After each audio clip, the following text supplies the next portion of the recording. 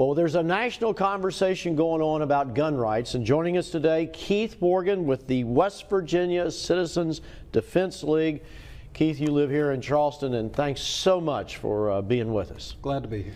Well, Keith, America is really just in the beginning stages of a long overdue debate and conversation about the place of guns in our society. You're with the West Virginia Citizens Defense League. Tell me what it is you all stand for. What are you all trying to get done? Well, we support firearms ownership and carrying of firearms for self-defense, lawful recreational shooting, and hunting. I have to take issue with the immediate premise that we've started out with, that it's a long overdue discussion. The discussion is as old as the country itself.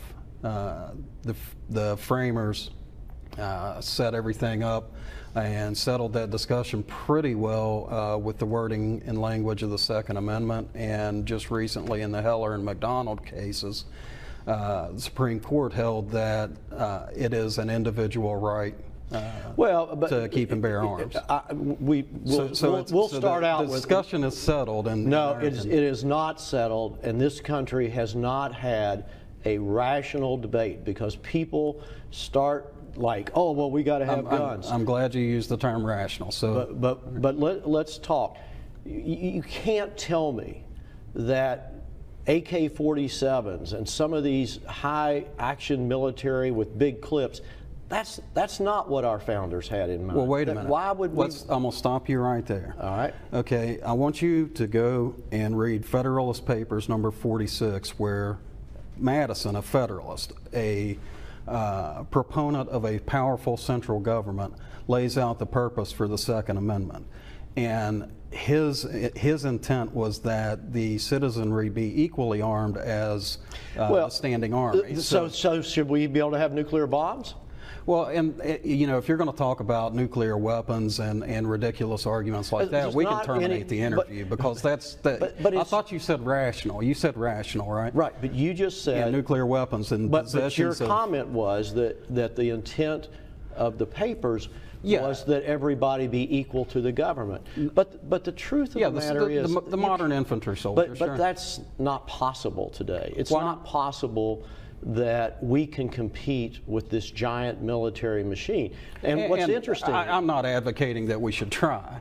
Okay, but let me talk about your argument. You're saying AK-47s and assault rifles. First off, you're using a media-coined misnomer called an assault rifle. An assault rifle is a fully automatic weapon, and those are extraordinarily difficult to keep in private hands. But nevertheless, have been used in some of these recent killings. Oh, sure they have, and those are tragic. But I'm going to ask you a question. Would you support getting rid of those to the public? Absolutely not. And let me ask you a question. Do you support removing those from law enforcement? Now, the Kanawha County Sheriff's Department, West Virginia State Police are running around out here with AR-15s and 30-round magazines. Do you think they should have them? I do think they should have. You do? Okay, well, they face the same threats we do. So why do you think they should have them and we should not? Because I believe that our police and our military are trained to defend us and to protect this country. I don't think that I want every guy up and down the block going out thinking that he is, Rambo, and he's going out to save the country. Okay. I mean, I just don't think that's the irrational part of this conversation. You are making an unfair and frankly offensive accusation that people who own rifles with 30-round magazines think they're Rambo. Because I can take you just up the street here and we can go talk to some MDs. They're pretty sure that they are not Rambo. They're citizens, they're professionals, they're doctors and lawyers, and yes, even people in the media who own these firearms. But what's the purpose? What's the purpose? The purpose is self-defense. That's the same purpose for law enforcement. Who is it you're defending yourself from? Who is it the law enforcement defends themselves from? No, there is a criminal element in our society. But do you disagree? Law enforcement has a responsibility to track down, capture, and in some cases defend The citizens don't have that. There's a misconception in society. Law enforcement, and the Supreme Court has held multiple times that law enforcement has no duty to defend you. Well, I think you're up on a technicality. Law enforcement does, in fact. They have no duty to defend you. But the reality is they have no duty to protect you. The reality is they do. No, the reality is they do not. I'm sorry. I don't know where you're getting your information. Well, Mine comes from the Supreme real Court. life experience. Mine comes from the Supreme Court of the United States, thus the law of the land. You might notice on the police cars it says to protect. You know, to defend and protect. Well, let me tell you, what it says on the side of the police car is at odds with what the Supreme Court of the United States. They have no duty to protect you. And anybody out there who believes they do, you better think again. So, I mean, I want to get back to this. I don't understand what the need is for anybody, for a citizen, to have an AK-47, a grenade launcher, all of that kind of stuff. Why do you need that? Why are you talking about grenade launchers? Because that's a weapon. That's a gun.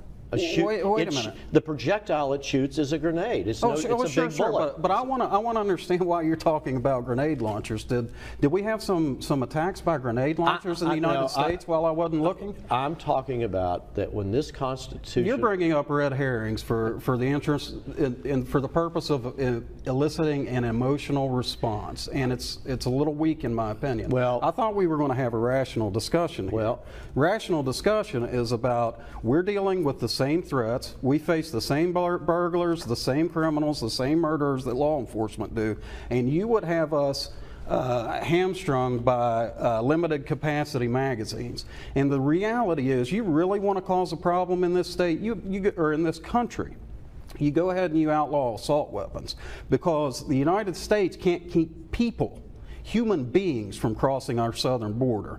Now, when you go and you create a market for machine guns, you can bet they're going to flow. We're going to have problems we don't now, because there will be fully automatic weapons in the streets. All right, Keith, if you could hang on for just a second, we need to take a quick break, and we'll come right back with more on Decision Makers.